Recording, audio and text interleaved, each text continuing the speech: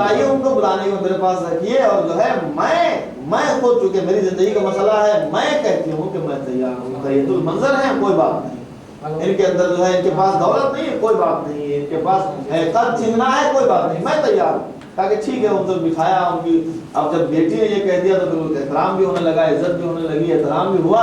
اس کے بعد شربت وغیرہ پلا کے واپس جب کیا، آیا نبی کی خدمت کا، نبی اللہ آپ کا حکم سر آنکھوں پر، لیکن ہم یہ چاہتے تھے۔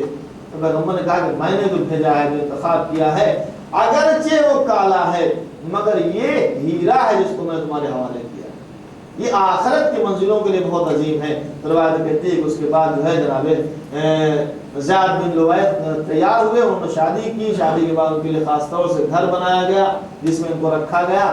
جب یہ رخصت ہو کے دلہن جو ہے ان کے گھر میں پہنچی، اور جب یہ اس گھر میں داخل ہوئی تو انہوں نے دیکھا کہ ہر ضرورت کا سامان موجود، جناب جویبر نے دیکھا کہ ہر سامان موجود ہے، ہر ضرورت کا سامان موجود ہے۔ تو ایک مرتبہ دیکھ کر بہت خوش ہوئے اور پوری رات اللہ کی عبادت میں گزار دی۔ زوجہ پریشان کی کیا ہو رہا ہے؟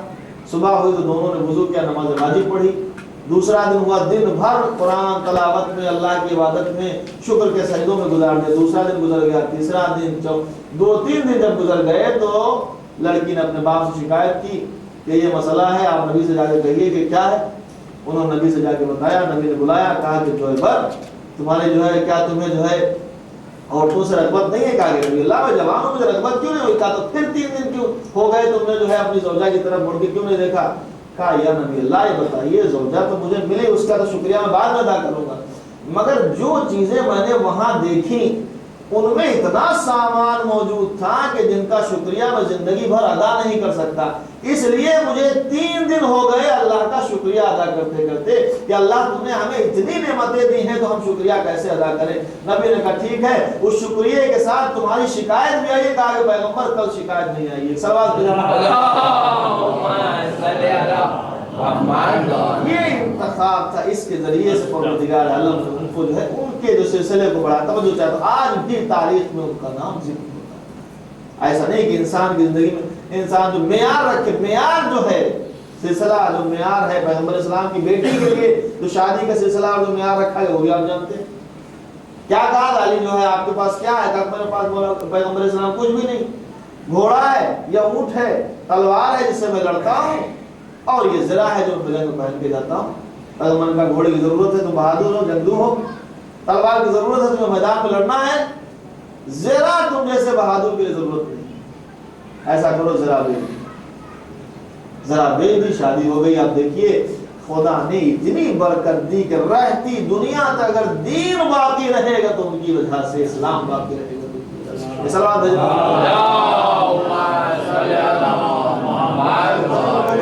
پیغمبر کی زندگی یہی دیکھا، نبی کی زندگی، نبی کے والد محترم جناب عبداللہ کی جب شادی ہوئی تو اس سے پہلے جب جناب عبداللہ کی شادی ہوئی اور شادی کے بعد جناب محمد عربی کا جب نطفہ جناب آمنہ کے بطن میں آ گیا تو 200 عورتوں نے جو ہے شادی کے بعد جو ہے خودکشی کی تھی کہ میری شادی عبداللہ سے کیوں نہیں کی، اس لیے کہ پیشانی پہ جو نور ہے ہر عورت چاہتی تھی میری طرف منتقل ہو۔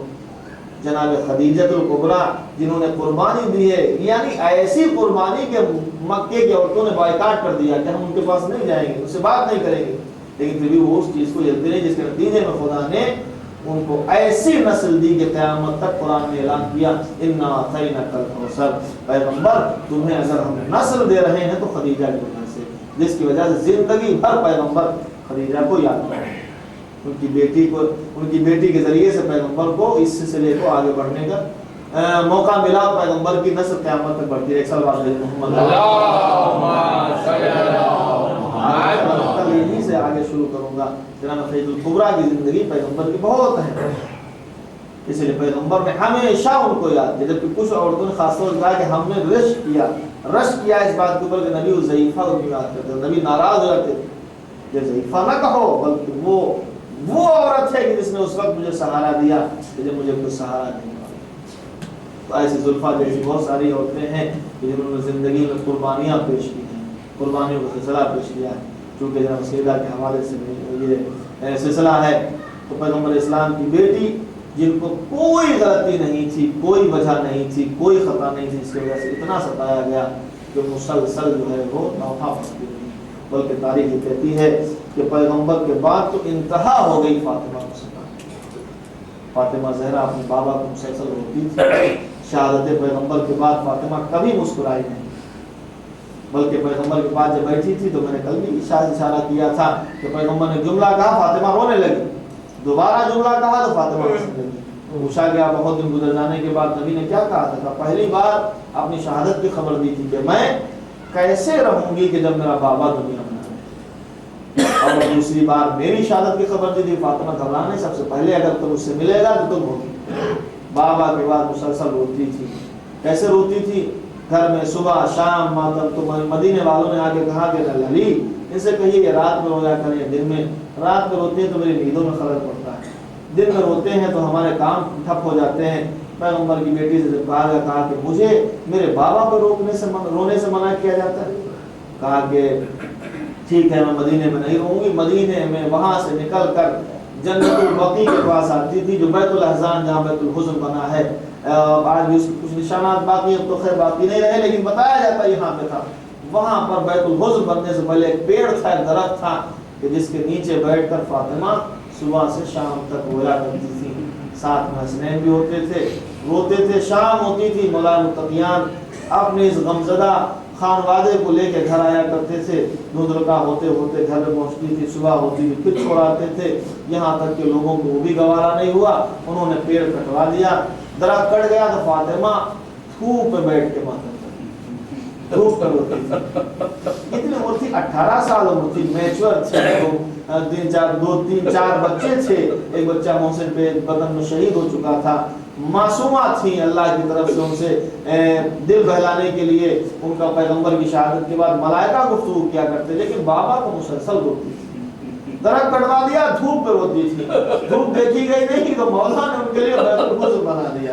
میں کہوں گا مولا بہت آپ نے بہت زیادہ محنت کیا جناب سیدہ پہ، یا فاطمہ زہرا آپ تو معصومہ ہیں، بابا کی اتنی غلط کی مسلسل ہو رہی ہے، ذرا انصاف سے بتائیں۔ آپ کی عمر تو ایک منزل تک پہنچ چکی ہے، ایک اور بچی ہے جو صبح سے شام تک بابا کو روتی ہے، شام سے صبح تک بابا کو روتی ہے، ایک مرتبہ روتے روتے باہر نکل آتی ہے، آواز دیتی ہے بھیا یہ پرندے کہاں جا رہے ہیں؟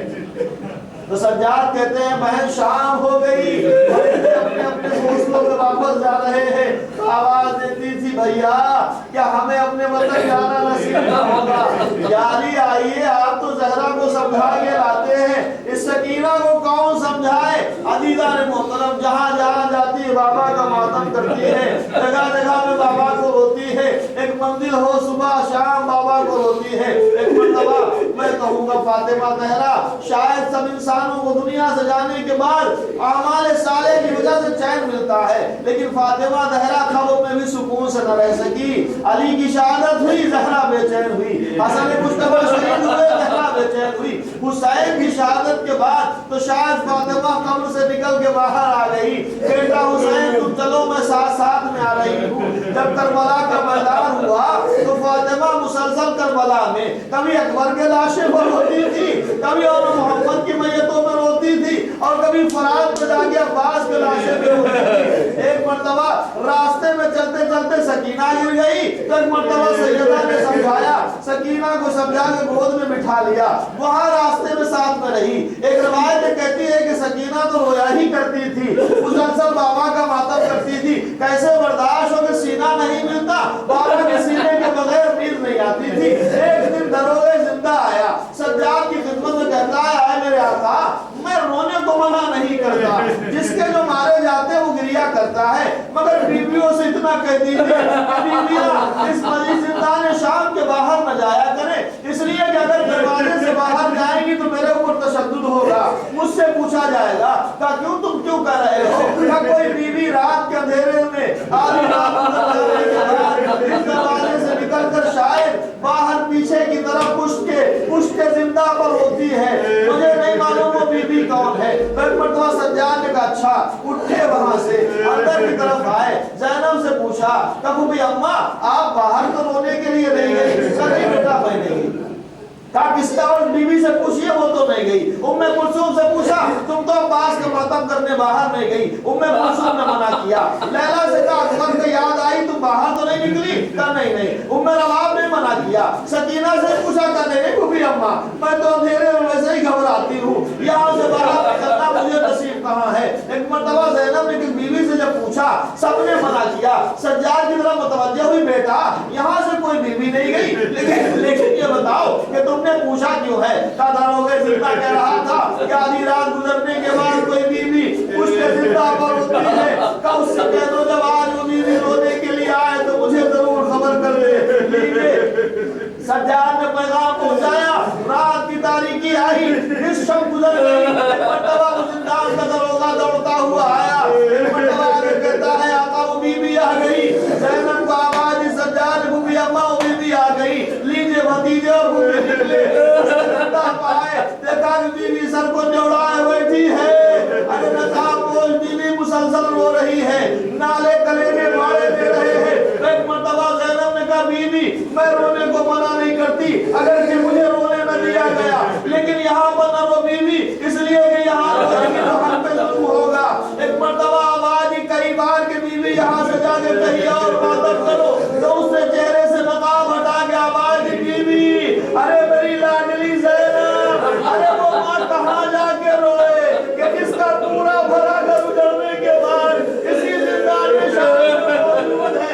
لیجے زینب نے غور سے دیکھا، اماں کا چہرہ پہچان لیا، دل بھر آیا، ارے گود میں سر رکھ دیا اماں، ارے میرا بھیا مر گیا۔ میں 70 قدم سے دیکھ رہی تھی، کربلا میں آوازیں آ رہی تھی، الا قتل الحسین میں کربلا، الا قتل الحسین۔